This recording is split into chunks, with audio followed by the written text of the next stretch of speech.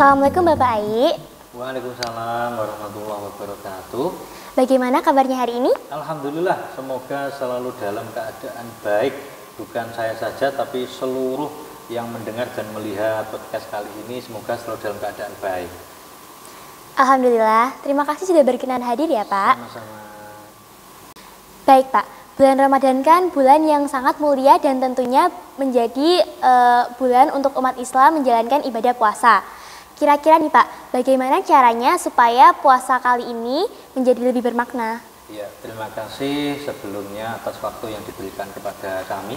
Sebelum Pak Yi menjawab, untuk menggugah kita dalam rangka menyambut bulan Ramadan ini, mari kita sholawatan dulu, nanti baru kita saling tanya dan jawab, gitu ya. Mari sama-sama.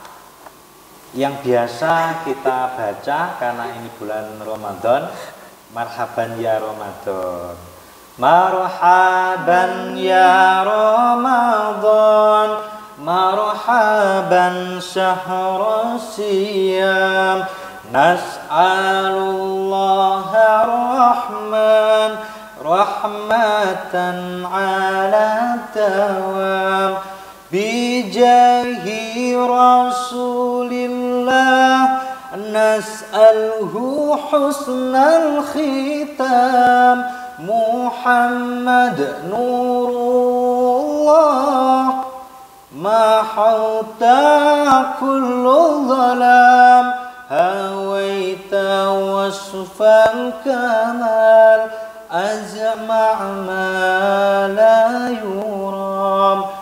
Bersama-sama, marhaban ya Ramadan, marhaban syahrul siyam, nas'alullaha rahman rahmatan ala dawam. Terima kasih, semoga dengan lirik ini menggugah kita untuk lebih semangat melaksanakan ibadah bulan puasa di tahun ini. Ya, kembali ke pertanyaan yang pertama tadi mengenai bagaimana biar bulan Ramadan kali ini lebih bermakna. Ya, bulan Ramadan ini adalah bulan yang sangat mulia, penuh barokah dan bermanfaat bagi mereka yang mau memanfaatkannya dengan benar. Jadi bagaimana caranya biar lebih bermakna? Kita wujudkan hati kita untuk menyambut bulan Ramadan ini lebih gembira, lebih bersemangat. Jadi jangan menjadikan persoalan, karena bulan Ramadan ini bulan yang diobral, pahalanya diobral, dilipat gandakan. Makanya mari kita maknai Ramadan ini dengan penuh sukacita. Jadi salah satunya yaitu menjadikan hal positif itu lebih baik dan meninggalkan hal yang negatif itu sejauh-jauhnya. Itu caranya biar lebih bermakna melaksanakan ibadah bulan Ramadan di tahun ini.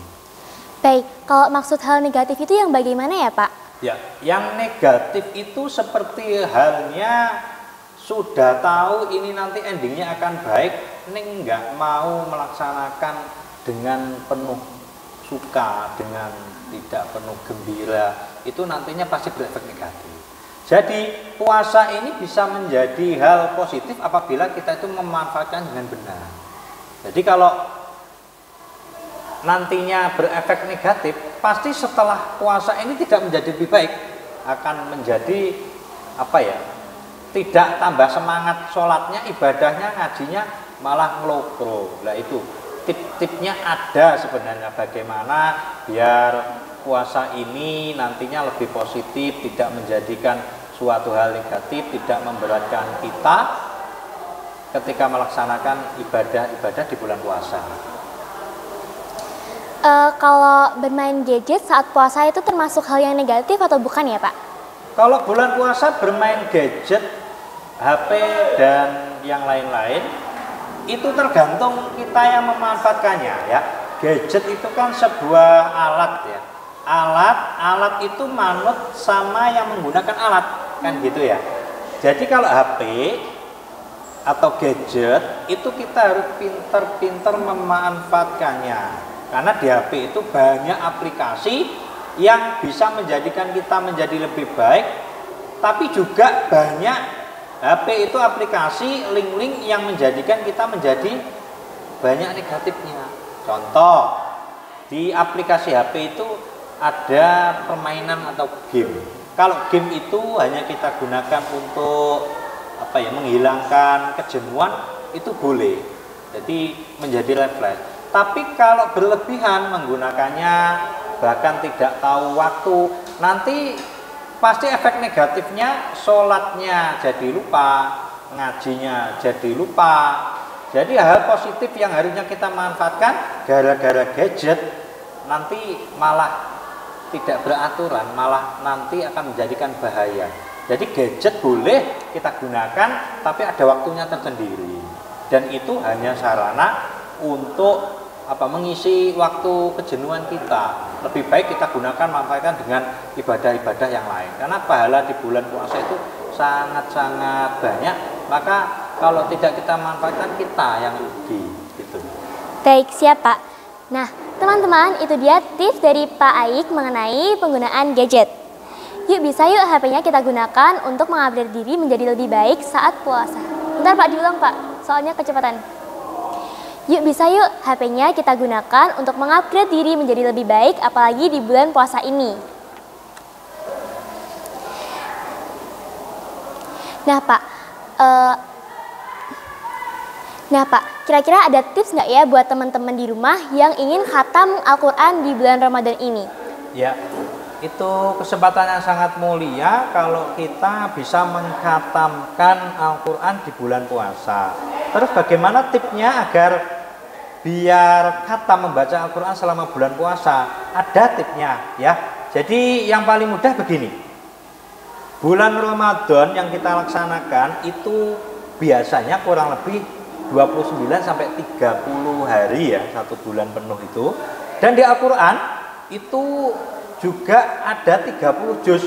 Jadi kesimpulannya nanti bisa dibagi selama 30 hari itu kita bagi 30 juz. Kesimpulannya satu hari bisa kita laksanakan membaca satu juz. Satu juz kali 30 nanti pas 30 juz. Terus bagaimana biar tidak berat? Yang pertama, satu juz itu rata-rata ada 10 lembar. Jadi ada 9 lembar, 10 lembar, katakanlah 10 lembar. Sedangkan waktu ibadah sholat fardu kita itu ada 5 waktu. Ada subuh, zuhur, asar, maghrib dan isya. Nah, bagi aja satu juz itu 10 lembar dibagi menjadi 5 waktu. Berarti setelah sholat fardu biasakan membaca Al-Quran 2 lembar. Dengan urut pastinya. 2 lembar kali 5 waktu itu sudah 1 juz. Jadi 1 juz bisa kita baca dalam waktu 1 hari. 1 hari 1 juz, nanti dikali 30 hari pas 30 juz. Mungkin itu tip yang paling mudah dan biasa ini dilaksanakan oleh anak-anak ya, bapak-bapak, ibu-ibu muslimat yang ada di masjid itu biar lebih mudah seperti itu. Atau kalau pengen ditambah, mungkin setiap melakukan apapun atau waktu longgar apapun dibaca. Itu malah nanti tidak satu khatam aja, mungkin lebih dari satu khataman dalam satu bulan di bulan Ramadan. Gitu. Wah, tipsnya keren banget Pak. Terus gimana ya Pak supaya kita bisa menjaga lisan dan sikap saat bulan Ramadan ini? Soalnya kadang kita emosinya suka tidak stabil saat puasa. Bisa tiba-tiba marah, kesel, ataupun bad mood. Oh ya, cara menjaga lisan, hati dan sebagainya itu ada 2 faktor yang harus kita benahi biar nantinya semuanya ikut positif. Biasanya hati itu kalau kita senang, nanti jasmani kita juga akan ikut senang. Maka yang perlu kita perhatikan ini ada 2. Jadi yang perlu didandani adalah jasmaninya, yang kedua rohaninya. Yang jasmani itu ya di tubuh kita itu harus fresh dulu. Caranya gimana? Karena kita satu hari itu ya mulai pagi sampai sore kita menahan lapar, biar tetap menjaga fresh. Bagaimana? Satu, jangan terlalu capek. Jangan terlalu capek itu mungkin kegiatan-kegiatan ringan. Terus waktunya sahur ya sahur, waktunya berbuka puasa, buka puasa. Jangan kok malah waktunya sahur malah tidur, waktunya buka malah tidak segera buka. Nanti pasti akan berefek di tubuh kita. Ketika tubuh kita lemah, otak dan hati kita itu mau mikir sulit. Jadi hal-hal yang baik pasti sulit dan berat mau kita laksanakan. Kalau hati nanti, kalau jasmani sudah ditata, nanti hati kita akan tertata juga. Caranya bagaimana biar tertata rohani kita? Pergaulannya, tempatnya. Jangan bergaul dengan orang-orang yang tidak puasa. Terus yang kedua yang sering sering menggunjing, sering berbicara kotor. Nanti efeknya pasti kita akan ikut-ikutan. Minimal kita mendengar. Tapi kalau kita manfaatkan dengan bergaul dengan teman-teman yang soleh dan sebagainya, nanti pasti kita akan ikut. Kalau ikut orang ngaji, ikut ngaji, tadarus ikut tadarus, sholat tarawih ikut sholat tarawih. Jadi nanti kita akan tertata sendiri, begitu. Baik, terakhir nih Pak, ada pesan-pesan tidak ya buat teman-teman di rumah yang sedang menjalankan ibadah di bulan Ramadan ini? Ya, pesan dan kesan dari kami untuk kami pribadi dan semua yang mendengarkan podcast kali ini. Pesan yang pertama, mari kita jaga erat iman dan takwa kita, dan tidak untuk dipegang sendiri tapi disebar luaskan. Khairukum man ta'alamal Qur'an wa 'allamahu. Sebaik-baik di antara kamu itu adalah orang yang mau mempelajari Al-Qur'an dan mau mengamalkannya. Khairun nas anfa'uhum linnas. Sebaik-baik manusia adalah manusia yang baik bermanfaat untuk manusia yang lain. Berarti pesannya, mari jaga lisan kita, hati kita, dan bisa bermanfaat untuk yang lain. Terus yang kedua, mari kita introspeksi diri dan saling mengingatkan. Tidak ada manusia yang tidak punya dosa, tidak ada manusia yang pasti benar.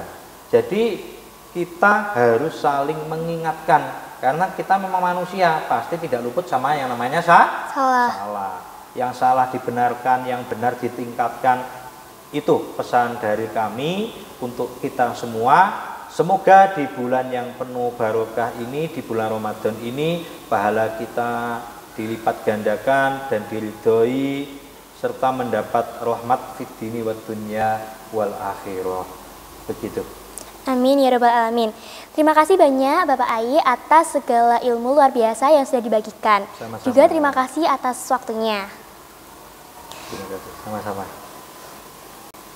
Ilmu tadi sangat bermanfaat bagi kita semua untuk semakin semangat dalam beribadah di bulan Ramadan ini. Baik teman-teman sekalian, sepertinya cukup sekian dulu podcast kita kali ini. Intinya, Ramadan itu adalah kesempatan emas bagi kita untuk mengupgrade diri menjadi lebih baik. So, jangan sia-siain kesempatan ini ya. Akhir kata, semoga obrolan kami tadi bermanfaat dan bisa membuat kita semua semakin semangat dalam menjalankan ibadah di bulan Ramadan ini. Jangan lupa share podcast kita ya. Oh iya, saya ada pantun nih. Beli baju baru di pasar, tidak lupa membeli peci.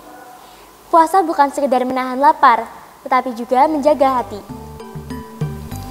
Sekian, wassalamualaikum warahmatullahi wabarakatuh.